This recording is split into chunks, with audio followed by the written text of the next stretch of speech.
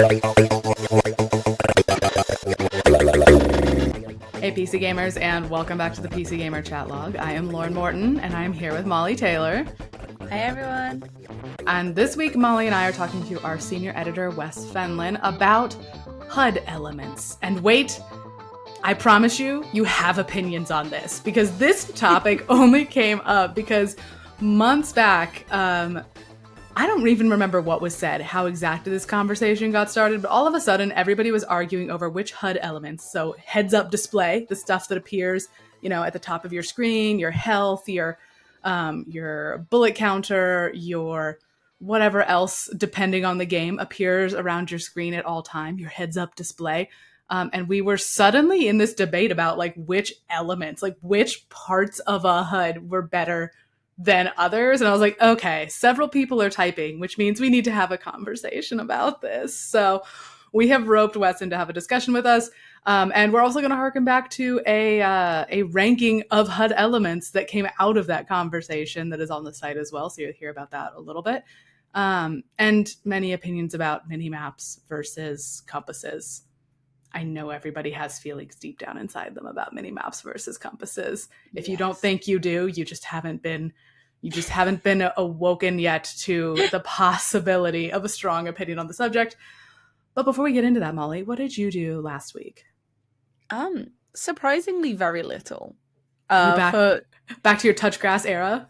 There were no fighting games? Back to my touch grass era at the minute. Although I did go to a video game bar. So okay. I didn't really play many games at home, but I did go out. I traveled a little bit to go see some friends, and we went to a really nice video game bar. It's called Pixel Bar. We went to the Manchester one, and it's really nice in there. I've been there before, but they have booths with consoles that you can hire, and then so you could pick a Switch or a PlayStation, and then you can all just chill out, have some gaming themed cocktails, and then play some games. This is not an ad. I just love this place. I have not been paid to say this. I just really like it there. It's always a very enjoyable time.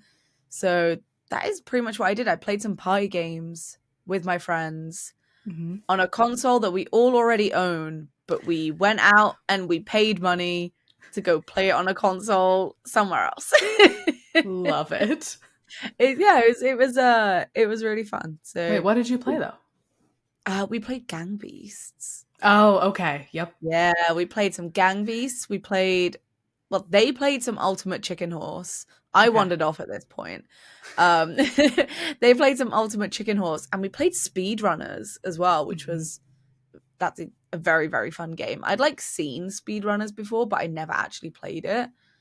So that was really fun. But Gang Beasts is always such a good time, and it's so silly. It's so much fun. And Party Animals is coming out. I think it came out yesterday. As of this episode releasing, it will have come out yesterday. Oh, really? Okay. Yeah, which is the Gang Beasts game, but it's with animals instead of little blobs, and you can use weapons and stuff as well. Oh. So yeah, so I think we will probably all be jumping on that this week as well. I'll have to try that for party game uses. Haven't you also been getting into back into Phasmophobia? Yeah, well? We played a little. Was that last week? That was last week. We haven't played as much this week. I definitely think it's one of those where you play loads of it and then you fall off a little bit. Yeah. But then you come back onto it. We were too busy hanging out in real life, which was very nice. Otherwise, we probably would have played substantially more. Also, Mortal Kombat 1 came out, and they're all busy playing that right now because they're nerds.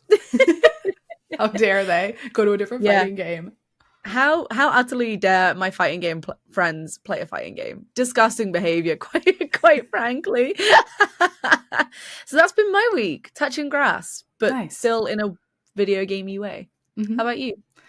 Let's see. So you got back into Phasmophobia, which I kind of need to do, but also my friends have been into Demonologist, the one that's similar but different. So I think I do need to start giving that a try. I haven't done it yet. I also, as I talked about last week, I am still kind of in my back on my Sky Children of the Light bullshit, the game that is currently on the Switch but is coming to PC at some point soon, as far as we know. And yeah, I've just been getting ready for that eventuality, kind of getting back into the cozy grind of it all somehow. Yeah. I continue to be pretty impressed with that game. It just feels like that game company looked at what was great about Journey, about like the experience of flying to music and the experience of that, and like the very chill puzzles and the like the experiences between players that you don't really have text chat, that you're just kind of like beeping to each other, like back and forth or chirping. They really just doubled down on that in this game and like did not fly off onto like do something strange and bigger. They really just kind of doubled down on what was already good about Journey and managed to put that into a like multiplayer online format. So I'm really enjoying my time. I've dragged a friend to it. I'm going to try and get him to like go on a little ascendancy journey with me through the scary area, like the end game area soon, I think. And I haven't gotten very far into Fae Farm, another crafty farming town sim game. And I will admit the trailers for it that I had been seeing for months were making me think, art style wise, of like legally distinct Disney Fairytopia. And I was like, I don't think it's for me. I think it's too sugar sweet. I think it's just too cutesy pie, and it's not going to be my jam. But then I tried it, and I liked the dang chickens, and the little characters were pretty cute. They're not like... They are kind of doll-like in their personas, and like not very... I don't think it's a very character-focused game from what I've experienced so far, but it is very well streamlined. It just feels very good and easy to play. Like you bounce around the map at certain points instead of like walking around to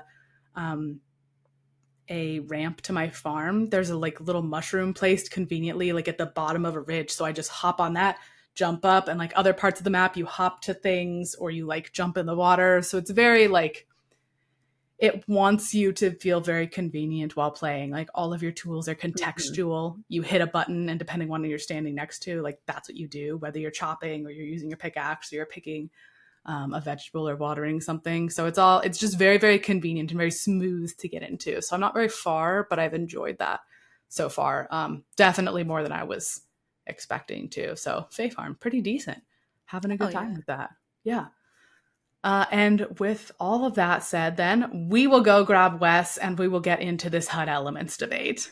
Thanks, Wes, for coming to talk to us about the very controversial topic of game HUDs, it turns out, because this spawned from one person saying one thing in our team chat on like a random day, and suddenly everybody is saying like which HUD element is the absolute worst, and like digging up their weird favorites of like particular unit counters that are the best, and arguing about minimaps.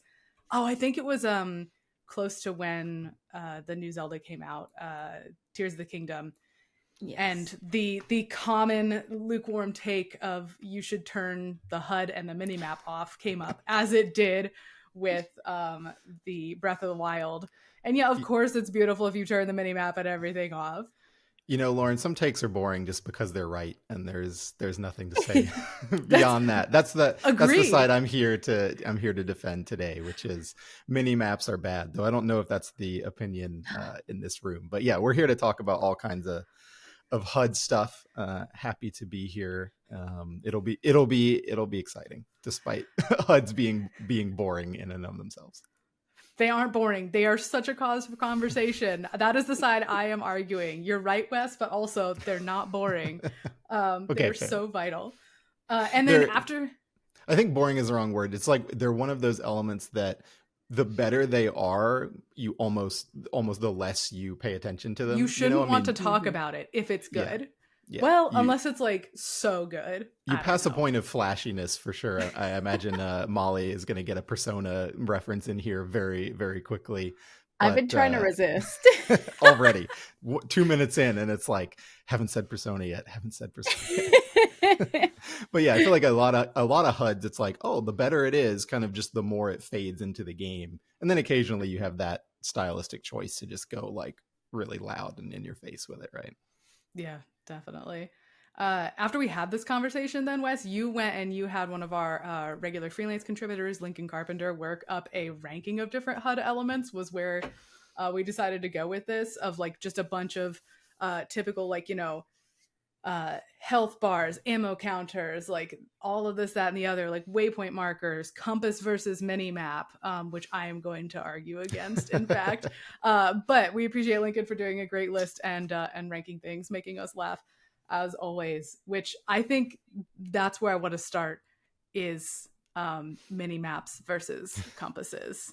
Okay. Debate. Well, yeah. So when I gave this pitch to Lincoln, I really didn't give him much direction other than, this is obviously sort of a impossible exercise. It is not a serious ranking, but it is a way to talk about game design a little bit and the way the HUDs influence the way we play the games and the flavor of the games, and get some criticism in there while mostly just kind of poking fun at a lot of these things and ranking them, in whatever way that struck him as just, I don't know, as his truth, right?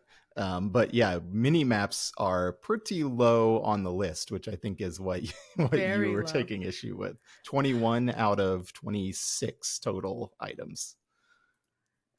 I think so. Later in the list, I'm pretty sure Lincoln references like, oh, sorry, I did put the overhead compass, like the classic overhead Bethesda compass, like Skyrim, Starfield, etc., above minimaps considerably. And I think they both actually belong like way at the bottom, and like minimaps slightly better. I do prefer a minimap to a compass. Compasses like disorient me, and I know that's the opposite of what they're supposed to do, so either like I'm dumb or compasses are bad, and I choose to believe that compasses are bad, actually. It's because things that are behind you are invisible, which I don't know, maybe they should be, but like I hate it. No, it's so annoying. It's when you're like very close to the objective but you can't quite get a feel for where, and no matter which way you turn, it's like behind you constantly.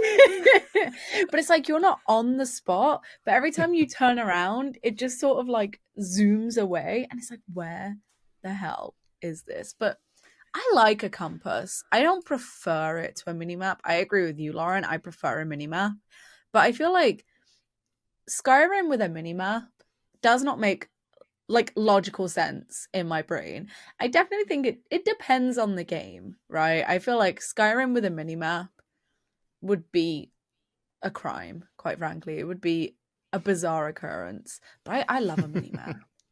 I can't live without a minimap. So it's really game. HUDs or minimaps? I'm curious though. Like, it's really game dependent for you. It sounds like, Molly. Like, it has to fit the experience of the exploration or the traversal or whatever, or else you're like, get rid of it. Yeah, 100%. Like, I think Dredge did it as well. I don't remember if Dredge had a minimap or if it just had a compass, but I liked the way that game handled like navigation as well. And like I said, I just the thought of Skyrim with a minimap like confounds me. I'm pretty down on minimaps unless they, I don't know, it depends on the genre. There's a couple genres where I'll say like the minimap is allowed. Like real-time strategy games or like old turn-based strategy games. I think there's something really fun in having that little map down in the corner that at first is just blackness with your tiny corner of the map, filled in where your base is. And then gradually as you expand outward through the world, you get to see all those other bits of the map kind of fill in. I think that's fun and pretty functional, especially because strategy game maps tend to be these really huge spaces, right? And you need to be able to like quickly click back to your base or click over somewhere else to see what's happening there. But I don't know, in adventure games, the kind of games that I think we're usually talking about when we're talking about mini maps, either first person Far Cry style games or, a Zelda style adventure or a Skyrim style game. I don't know. I feel like it's somewhat of just a shortcut for the developers to make the world more navigable without actually making the world more navigable, like without giving you clear level design to kind of point you in the right direction. That was something that Breath of the Wild just blew my mind with again and again, is giving me places to see from the distance and be like, well, that looks interesting, and go there and then find something that rewarded that exploration on my part. I turned the minimap off in that game, and I think I would not have enjoyed it nearly as much with it on. So yeah, I feel like there's a lot of games like that the minimap ends up just, it holds you back. It's holding you back from being your best self. It's holding the game back from being its best self. I agree. Yeah, Yeah, I really do does. agree with that. Go on, Lauren. Go for it. The other classic example of this that I love so much is Outward, like sort of hardcore permadeath RPG, because it does not have a mini map, and in fact, the map that it has is not useless, but it's very much like, here are some landmarks literally drawn on a map. You do not appear on that map. You better just look around and figure it out. And like every once in a while, pull up the main map, and it does, as you say, Wes, it teaches you like the good level design, the landmarks that you actually see in front of you. You learn where everything is related to each other. And that's what I hate about mini maps the most, is that it forces you, like, it's like, Molly, you and I joke about like when you're in a meeting and you just like wind up staring at your own face in a video meeting. People do that, right? You wind up staring at your own face by accident. And a mini map draws your eye. You just stare at the mini map in that corner of the screen. And you don't look around you. You like miss all the important like environmental storytelling and like all of the other stuff, right? Which is why I think actually overlay maps are the true superior thing that more games should have. And the fact that Diablo 4 didn't have one is incomprehensible to me. That is like part of Diablo, and they did away with the overlay map because that keeps your focus on more of the screen. And I know it's like blocking a lot of your stuff, but I feel like that incentivizes you to like toggle it fast and like turn it back off again and then continue like observing your surroundings. I think overlay map is like top tier, super superior. More games should have one. Extremely. Yeah, that's a good shout actually, because I was going to say the exact same thing as you. It's like minimap tunnel vision is so real, and then before you know it, you spend like way more time staring at the minimap than you have actually sort of staring at like where you're going and the actual environment that you're in. And I've done it. I've like ended up not really taking in any of what I'm actually doing because I'm just so glued to the little arrow on my minimap that's like telling me the direction to go, right? So I agree. I think in a lot of games, perhaps turning off the minimap is a good choice. I've been sitting here racking my brain trying to think of a game with a compass that I particularly like. Like what is the good compass alternative? And the only thing that's come to mind is Satisfactory, which is this base building game that I've played. It has a compass. It's really kind of just there to let you know like where your stuff is, give you a rough idea of like, oh yeah, the other base I built is off to the northwest. My truck that I have a bunch of ore stashed in is somewhere this way, so I should run towards it. It's kind of a different sort of game than a game like a Far Cry or something where you're sort of trying to be immersed in the environment. It's a bit more of a utilitarian game, I think, and it has a map that you can pull up as well, but the compass is sort of just your guidance of like, okay, I need to run in this direction, or like that waypoint I put is off in that direction. I'll head that way, and then eventually I'll encounter it or pull up the map. So I think it's functional in that game, but it's not an exciting bit of HUD design, is it? Yeah. Which HUD element do you personally, other than minimaps or compasses, just like hate? Like, what is the worst you wish you could get rid of it?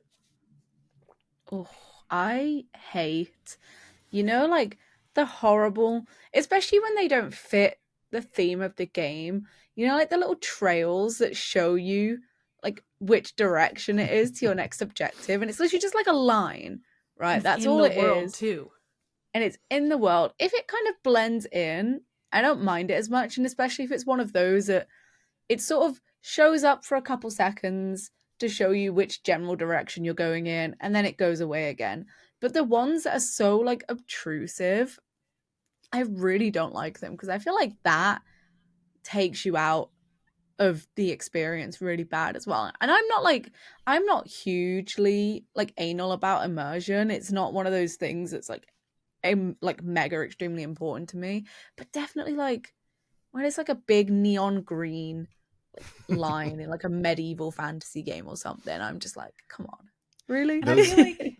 Those really exist just as a symptom of how of 3D game graphics becoming illegible, right? Like it's a sign that your art direction has either gotten too detailed or too busy, too imprecise for players to be able to just naturally read them, and so they're just like, well, or I guess your quest writing is too vague, right, for people to be able to suss it out on their own, and so the solution is just slap an arrow on it.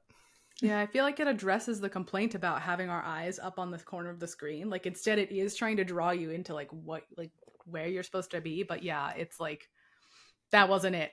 I see, but that I still don't like that either.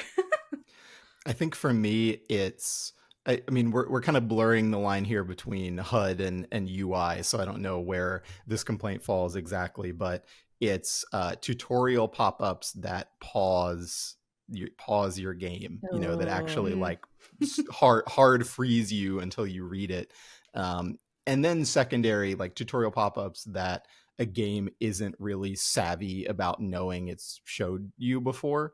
Like I'll take in a complicated game, like, yeah, give me a tutorial pop-up, I'll read it once. If I forget it, that's on me. Like have it somewhere in the menu for me to go read it, but I do not want to see the same shit popping up telling me like, here's what you use gold for, like every time I reboot up the game or like start a new session, or just somebody gives me some gold. Like I learned it once and then after that I can go read a wiki or something.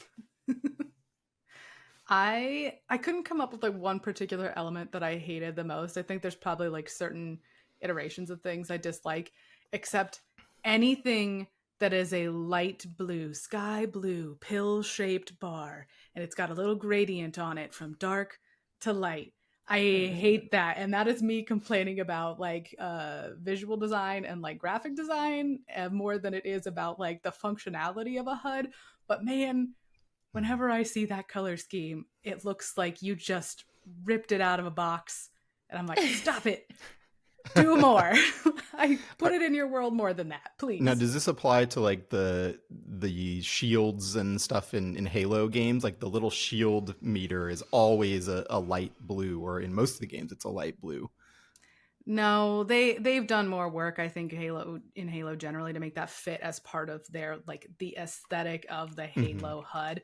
The one that got to me most recently was I've been playing Palia, Molly, as you know, the cozy farm sim MMO, and I enjoy Palia, and I try not to dunk on it for the interface because I know it's still in like early access or whatever it is at this particular moment.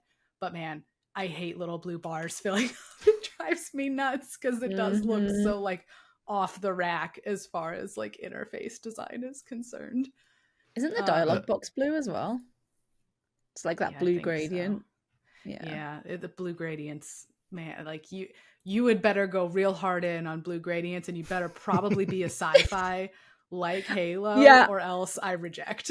No. I was gonna say, I feel like it's like a symptom of like sci-fi JRPGs, like the classic like blue gradient. A couple of years ago, I was playing a little bit of Blue Dragon for the Xbox 360, one of the Mistwalker RPGs that never got ported off that console for some reason. And its UI looks like they got halfway finished with it and then just stopped with like the making it look nice. It's like it's got transparency. It's like slightly rounded off, but there's like no frills to it whatsoever. It's just like, yeah, they figured if we just, take the transparency slider down to like 40% and then have just like white text, that's a UI. And it's like, wow, you guys, like for a game that's all cartoony and looks really nice, they really dropped the ball on making that UI look nice. So transparency, I think it can look really fun and be cool if you have some flavor to it, but some games really just like go lazy with that. I don't know. You need a little more than just dial down the opacity for that to work for me. Which HUD element is the one that you just like can't live without? You have to have it. Oh, enemy health bars. 100% an enemy health bar. Like, even though I love some games that don't have them, like Monster Hunter does not have enemy health bars, and it gives me so much anxiety, like not knowing how close I am. Like, they do some kind of like nice tells, how when you're pretty close, like the monsters will act in certain ways, or they might become like frenzied and stuff. So there's little ways to gauge how far along you are in that process. But I don't know, it's like I just really don't like the not knowing if I'm like still really far away from like winning, or if I'm like one hit away from winning.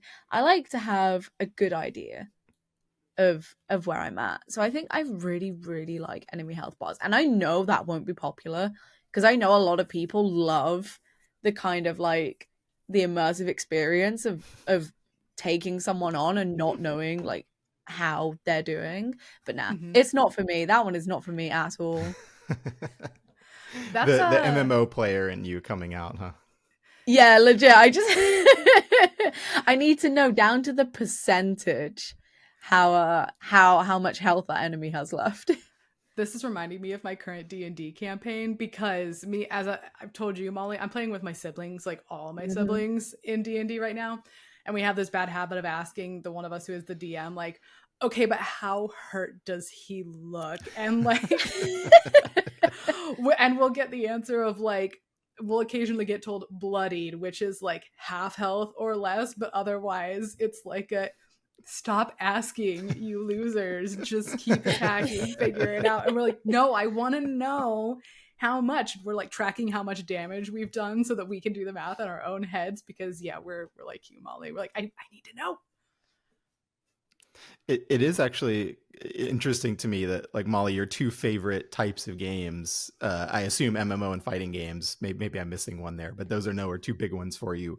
Both really have a lot of drama and like kind of design built into showing numbers to a specific degree, right? I mean, fighting games, they don't show the number explicitly, but like a health bar is the biggest source of information in a fighting game, right? And like the most dramatic moments in fighting games always come from somebody having, one hit of, a chip damage, a pixel of health left. Yeah. So I don't know, Damn, maybe this right. This is a core truth for you. How have you figured this out about me? And I went to go play Tekken 8 at an event recently as well. And something that we discovered is that when you time out and no one has like been KO'd, it shows you the percentage of how much health each of you has, which they haven't done before as far as I'm aware. And I was like obsessed with it. Every time we were timing out, I was like, look at your percentage and look at my percentage. So man, you're right. And rhythm games as well. Rhythm games are like all about numbers, and they have a little life bar as well. And I'm like watching that life bar like a hawk most of the time, especially if I'm playing like DDR or something. So, Wes, I think you're onto something. Well, for me, fighting games play into this answer too. I love super meters in fighting games. I think that's a bit of game UI that I couldn't live without. Often because I think they're the most interesting bit of design that separates different fighting games from each other. Like every Capcom game, pretty much, they do something a little bit different with how they treat the super meter.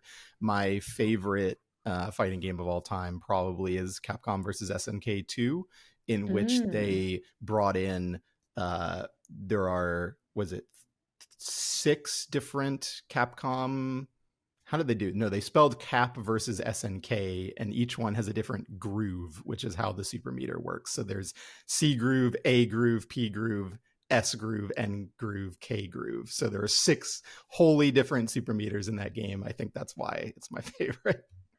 That's super cool. Yeah. They all have a unique little, I love that they glow. Little design. Yeah. What the about you, effects Lauren? you get when you fill it up. For me, as you said, Wes, kind of blurring the lines here between what a HUD is and what just like other interface elements are. But I thought about it and I was like, the thing I really can't live without is being able to pin quest objectives to my screen, like having a pinned quest button, because I am forgetful. I get very distracted. And I will look at my quest log and look at what needs to be done. And I need 7 doodads. And I will close it and I will walk 5 feet and I'll go, how many doodads do I need to collect? And then I'll look and I'll close it again and I'll get to the doodads and I'll go, how many wolves was it I needed to kill? How many more do I have left to kill? It needs to be on my screen or I'm just like a poor, sad little robot who's just like can't remember what I'm supposed to be doing and like constantly checking. So I've got to be able to pin objectives. Also, like, multiple quests at a time so that I can keep them all in my brain and prioritize. Like, you need to go here first, and then it would be most efficient to go over here and then do this one, and then blah, blah, blah. I've got to be able to pin stuff. Like a little checklist, like a little grocery shopping list. That's what I need.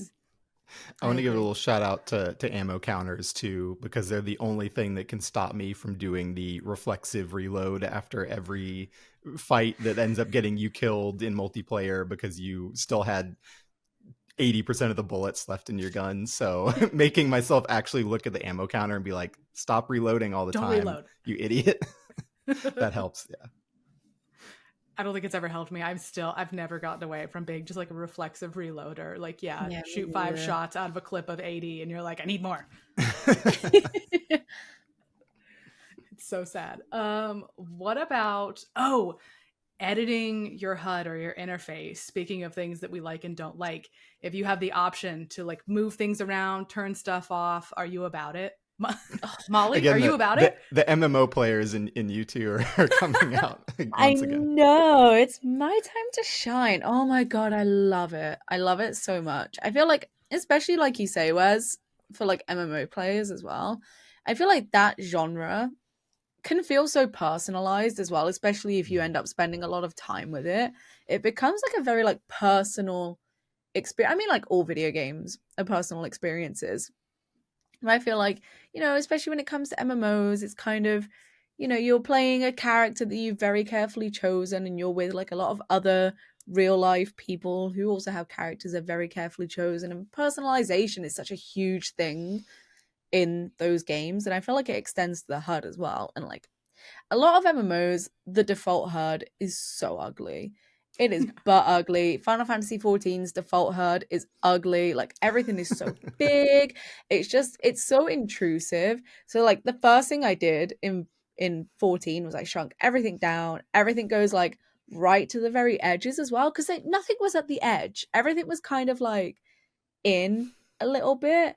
So it's like everything goes right to the edge. And then I make loads of little tiny hot bars for all my little like emotes and stuff. And yes, I love having the choice to like do that. Nier Automata does it in a very interesting way as well, because that has like chips that you can like slot in or take out, and that kind of builds the HUD up. So you can like take out like health bars, or you can take out damage numbers and stuff like that, and you can like really customize. And I think it's like there's like a limit as well. I don't fully remember how there is a limit to the number of chips you can have in at once. Yeah, so you do have to kind of pick and choose, and it changes as you kind of accrue more slots, I think, as the game goes. That is one of, I think, the coolest, maybe the coolest kind of connection between a HUD and the story of a game, or like the universal fiction of a game that I can think of. It's such a cool idea. Absolutely, it's great. Yeah, and I love that you can customize it. So yes, customizable HUD, chef's kiss always. Let me change. Let me like scale the elements. Let me move them. Let me hide them. Let me add more if I want to. If I really want to be that person, let me add more. Let me take them away. Absolutely. I think I can't think of a single drawback to having like a customizable HUD. My order of priorities is, one, can I just toggle it on and off in totality? Like that is probably the most important thing for me, just so I can take a screenshot, see the world without a bunch of shit covering it up. 2 would be disabling and enabling individual elements, being like, no, I don't want to see the mini map. Let me turn that off, or let me turn off the quest log or whatever. And then I think 3 for me is having that more fine-tuned control of scaling them, positioning them, uniquely around the screen, which I think is probably a lot more work for the UI designers, especially if you're coming from a console game, right?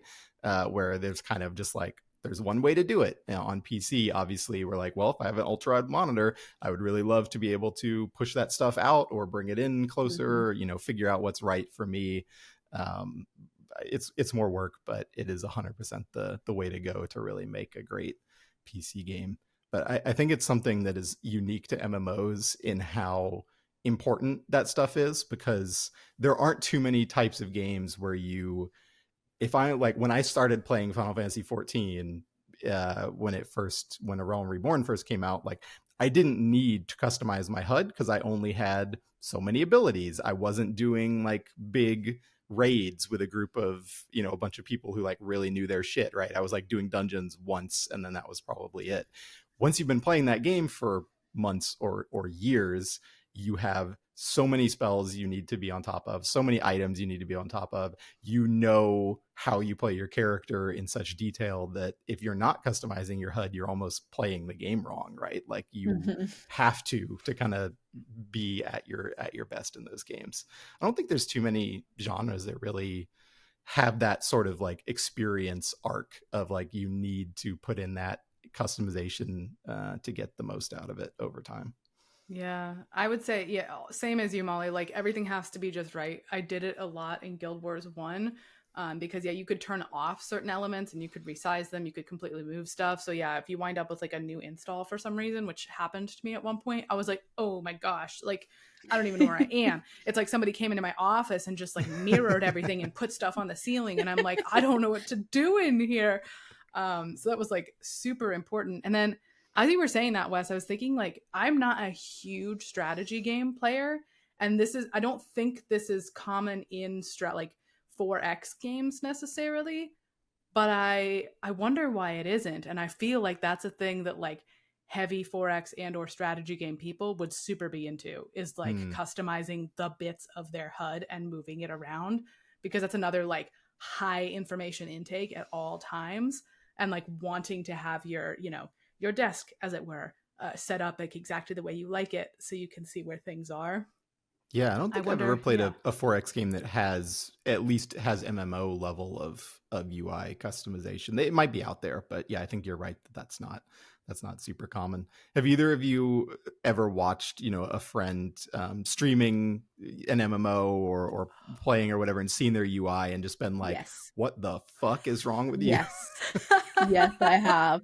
Like, wait, I think that's one of the first things that you judge when your friend like streams. If if a friend of mine streams Final Fantasy 14, the first thing I am looking at is I'm looking at their hotbar bindings, and then I'm looking at their HUD.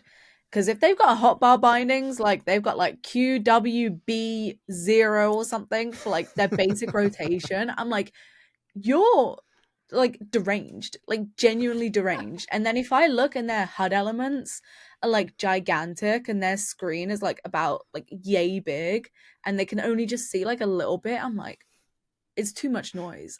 Is this an imaginary friend or a real person that you're roasting right now? The bindings is specifically, they should know who they are. They're I feel like I distinctly remember messaging them like, your bindings are kind of messed up, dude. But are you okay? I definitely think, yeah, like, are you okay? I feel like everyone secretly judges like each other's HUDs, but it's what works for you, right? But also, if it doesn't work for me, then I will judge it. If you aren't doing it my way, continue on. But I just need to know it for myself that it's wrong. What about diegetic HUDs? Like things that are not actually big interfaces on your screen, but information that is communicated in the world. I feel like the really big one that went around years back was Dead Space, right? That's the one where the lights are on the back of the suit and that's your health meter. And I feel like everybody lost their minds over that for like, I don't know, several years. Like that was like the pinnacle we should all aspire to, is to have the health bar on the back of your character's suit or like some other thing like that. Yeah, I mean, has anybody really done it better than Dead Space? Obviously they had the advantage of like the setting working for that, right? Like not every game can you have, the tech gauntlet that puts a little hologram in front of your screen for the menu, and have the health bar on the spine and stuff. That doesn't work so well in like Prince of Persia, but it really, really worked for Dead Space. I almost forgot, but the even bigger example after everyone lost their minds over Dead Space was Sea of Thieves. Sea of Thieves, entirely diegetic information. You look down at your map, you hold up your compass, I forget what other pieces are in that, but I loved that when Sea of Thieves first came out. So great. Everything. I think that is almost single-handedly what makes Sea of Thieves such a great game, that they kept that kind of the ethos of that design runs through how you play everything in the game, right? That it's all physical. It is incredibly well done in Sea of Thieves. I would play so much more Sea of Thieves if I didn't think the sword fighting was absolute trash. But I love everything else about that game. And I like maybe one of the best like button to interaction on screen any video game has ever designed is that there's you hold down the mouse, or you hold down a button to pull up your map, and then you hold another button to turn it around and show it to somebody. And that, like, nothing feels better in a game than that. Like, forget a no scope headshot, turning your map around to like shove it in your friend's face is just absolute elegance. Incredible. Like, Sea of Thieves produced just some of the best moments with some of my friends when that came out. Like, even before it got all of like the quests added and things that people really wanted from it, just early on when it was this silly little sandbox with this funny little diegetic UI of like all of these things, as you say, Wes, showing stuff to your friends.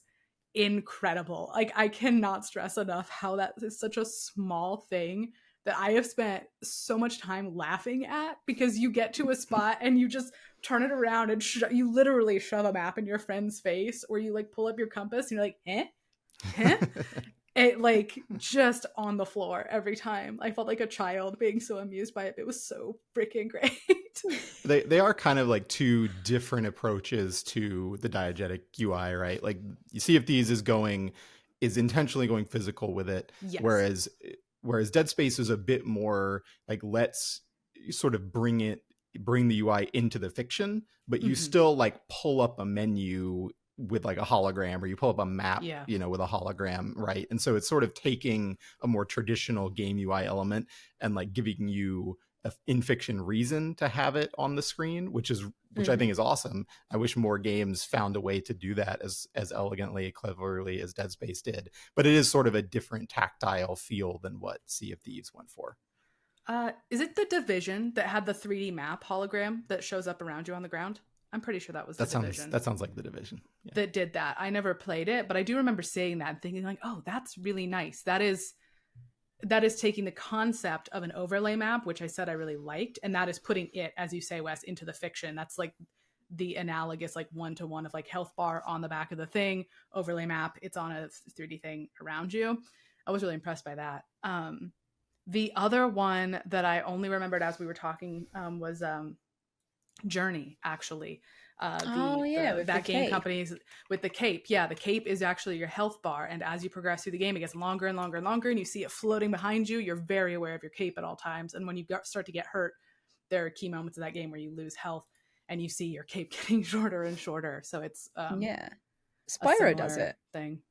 Oh yeah, Spyro does it too. Yeah, with the little fairy. When you get hit, the fairy changes like color, and then when you're like one hit away from death, the fairy, I forget what it's called, Sparks, that's his name. Sparks like disappears entirely. It's like to come back to Nier Automata, I haven't brought up Persona yet, so I'm gonna double dip on Nier. Yes, do it. I forget if this is a spoiler or not, so I do apologize if it is a spoiler, but that UI is diegetic as well, right? Like the HUD is, because that everything that you can see, it's still a very traditional HUD. Like, it's still a HUD that you would see in any other game, but it's also like told in the story that what you see is also what like they see, because all of that is like integrated. Yeah, because it's like integrated into like the visor that they wear, like the blindfold. It's actually a visor, and it has all this like little HUD info. So I really like that even though it's still a super traditional HUD, it's still like kind of in the lore, because it's not just you that can see it, it's your character as well, which I always thought was really cool. When you first mentioned Near Automata, I was trying to think, like, are there any other games? I'm sure there must be other games that kind of let you add in HUD elements over time in a way that is related to something you buy in the game or something you earn or unlock or whatever. None are springing to mind for me, though, that treat it the same way that game does. And it's such a good idea. It's really ripe for ripping off. It's super clever. Yeah, I love it. Other than Nier, are there other like full game HUD situations that you guys just really love, like a full off execution that was great? Oh, it's kind of a lack of a HUD, really, but I love Mirror's Edge. The way that Mirror's Edge delivers its information is like, it just, I don't know, it just works for me so well. Mirror's Edge is one of those games that like one of the first games that like really stuck with me in like every single way kind of thing, because there's no health bar. It's just you kind of get hit, your vision starts going blurry, everything kind of starts getting a little weird, but there's like no indication of like your actual health. If you pick up a gun, there's no ammo counter. Like you have no idea how many bullets are left in that gun, right? So there's no ammo counter. They've got like the runner's vision thing, which highlights stuff red that you can like interact with, or it helps like point you in the right direction, but you can turn that off if you want a full. That's one of the most amazing things in that game, is that the one bit of UI guidance they give you, you can still turn it off if you want. Yep. You could just get rid of it. And even when it is on, it still blends into the world like well enough. I think it's not like too obtrusive. I mean, it helps that so much of that aesthetic really plays into making the runner vision work. And I think even the reticle, you can turn that off as well. Like you don't have to have that on. It can make you kind of motion sick if you don't, because you don't have like a little middle point to follow, but you can turn everything off in that game. And I love how minimal it is, but it's still very, very effective in how it conveys like information. Even the sort of fictional premise of runner vision being like the one thing that gives you a helper tool is pretty fun. I guess they didn't go as far as saying like Faith has a contact lens that highlights objects red or something, but it's almost just like, yeah, like you're so good at running, you can just see things so you can jump running, to. Bro. Yeah, so good at parkour. Parkour fever had really gripped the world when Mirror's Edge came out. So I don't know, it's for good believable. Reason. Yeah, more games need to go for the diegetic UI. I don't know why it hasn't. I don't know. Does everybody just know that they're going to look like they ripped off Dead Space, and so that's why they don't do it?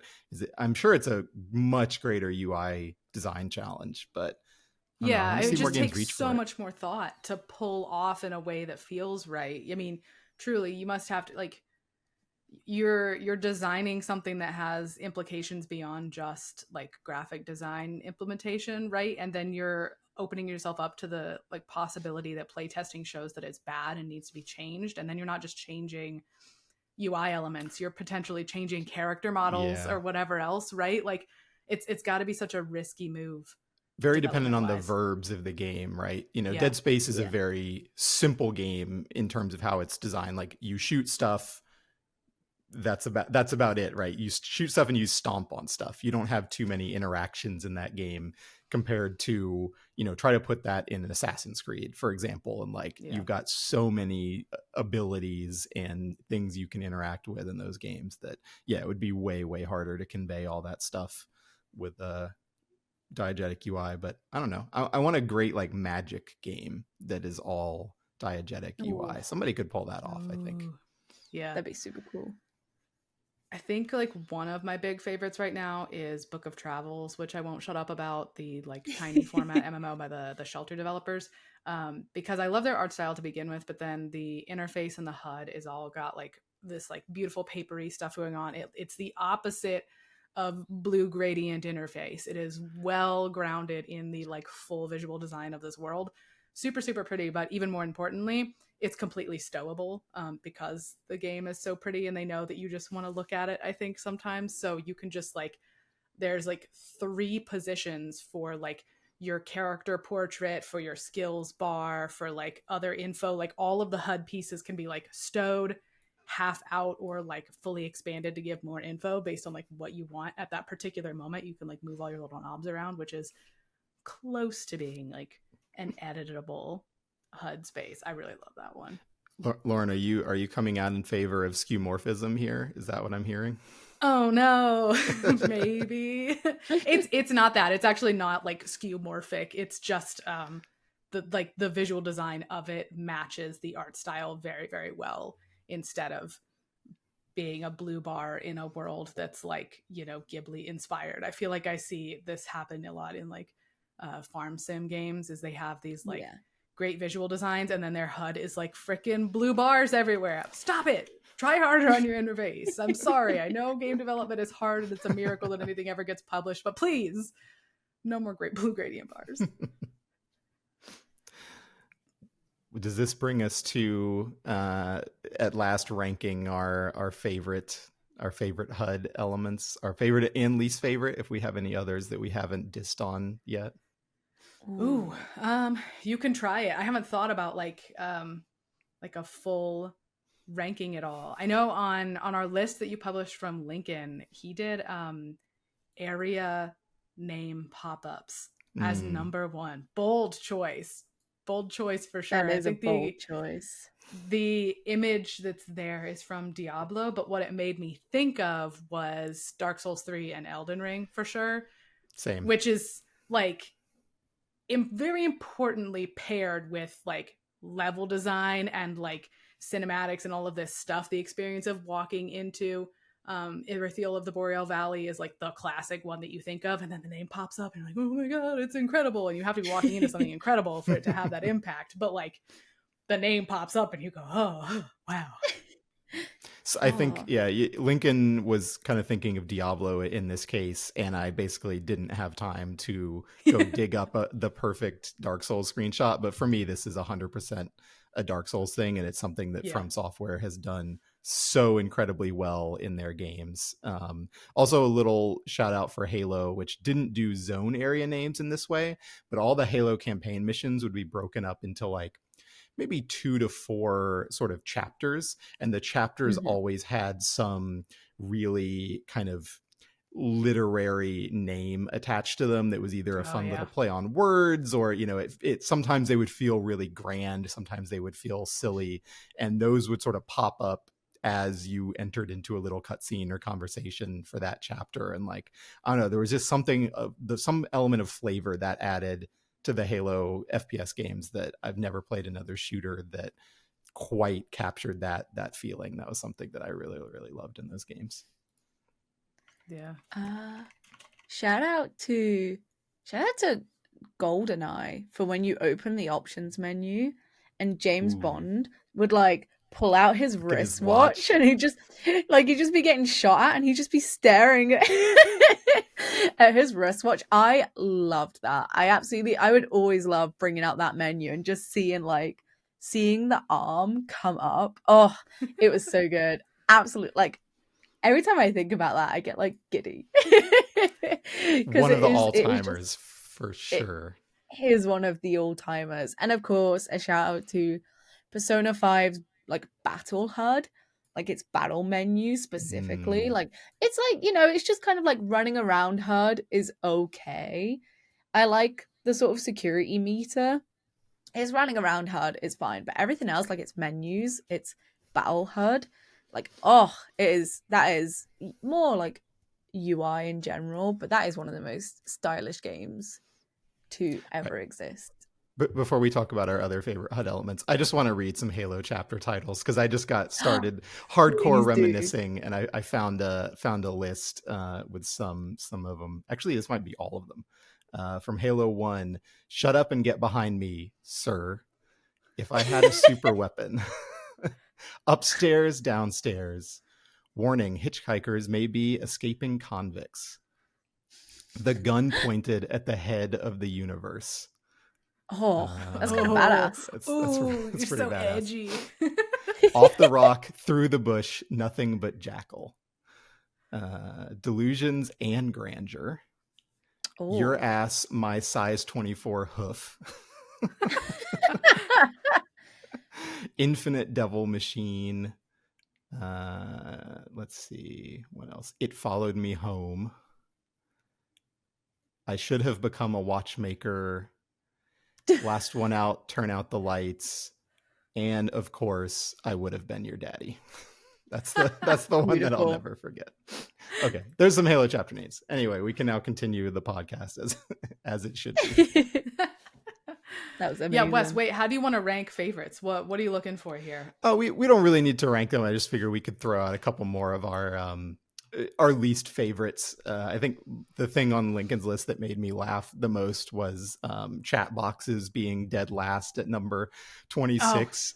Just honestly, I agree. Just alluding to the trash you're gonna find in any, at least in any online game trash box. Nothing good happens there. One thing I asked him to add in that I think was a good fit for the list.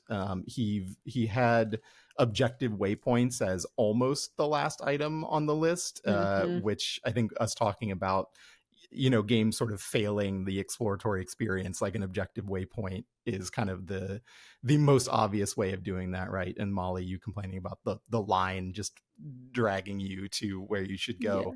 Yes. But I asked him to add an exception for objective waypoints, but specifically in Crazy Taxi, because I think that green arrow in Crazy Taxi is not only the best to ever do it, but is like, if you take that out, the game all of a sudden doesn't work the way it does, because early in the game, it's just this hilariously blatant thing in an arcadey game just telling you go that way, and you do it and you're excited to do it. And then as you get better at Crazy Taxi, you actually know when to like ignore the arrow, because you know shortcuts around the map and you know how to get somewhere faster than by following the arrow. So great bit of arcade video game design, that big green arrow in Crazy Taxi. Love Crazy Taxi.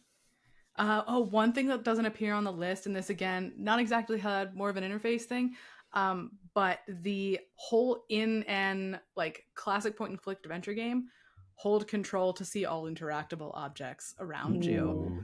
This is in Baldur's Gate 3 pretty recently. I'm thinking about it in like Disco Elysium does that as well. Many games do this, but like in a classic CRPG, I need that. I need to know how many things I can click on. You just made me realize, like, we could probably do a whole podcast on mouse pointers and the things you can turn your mouse pointer into. I don't know if that really qualifies as a HUD thing, but like some of the classic LucasArts games, you could click to cycle through like the eyeball for looking at things or the hand for picking things up,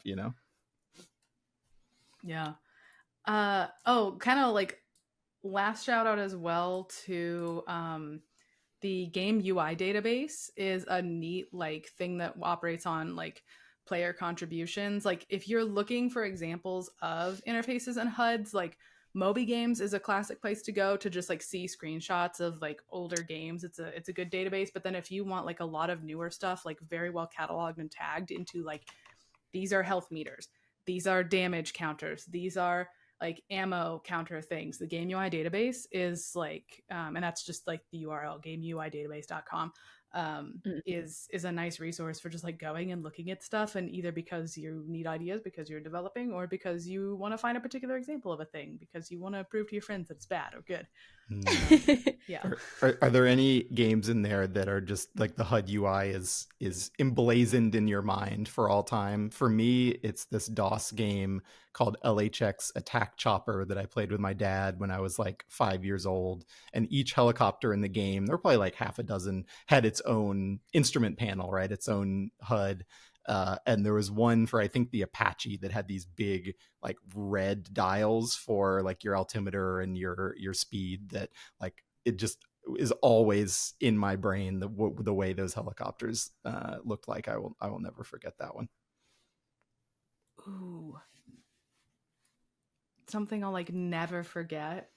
I don't know. I don't know if it's even an example of something that's like great, but it's probably got to be like Stardew Valley or something like that, just because of like my reliance on it and like how it did not reinvent anything. It very much reused the source material of like the Harvest Moon that it was built on, but it sort of like reset those expectations. And now like everything's got to have time, day, season, blah, all up here, like bar down here. Like, yeah, I'll always remember what that looks like.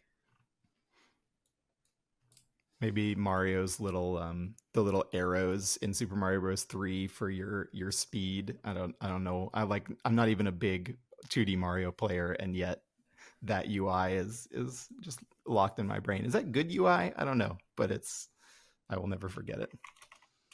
Nothing is looking at a watch as 007. Nothing will ever touch that. True. And the health bar and the shield being like on the watch, around the edge of the watch face. God, so good. Rare back then were just on top of their shit. They were amazing. I mean, I guess with Sea of Thieves, as we've talked about, they've still got it. They can still do a HUD like nobody else. Yeah, absolutely true. Well, Wes, thank you for coming in to talk with us about ranking different HUD elements. I knew for sure as soon as I saw several people are typing on that one fateful day that we were eventually going to have this conversation.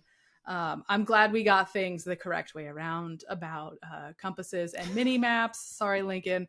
But yeah, otherwise, appreciate you both. You can find that list, the ranking of video game HUD elements on PCGamer.com, of course, if you want to see the rest of the list. That's like 26 elements, common and extremely specific HUD elements ranked from worst to best.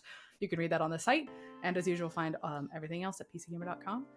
So thank you both for being here with me. Thank you. Bye.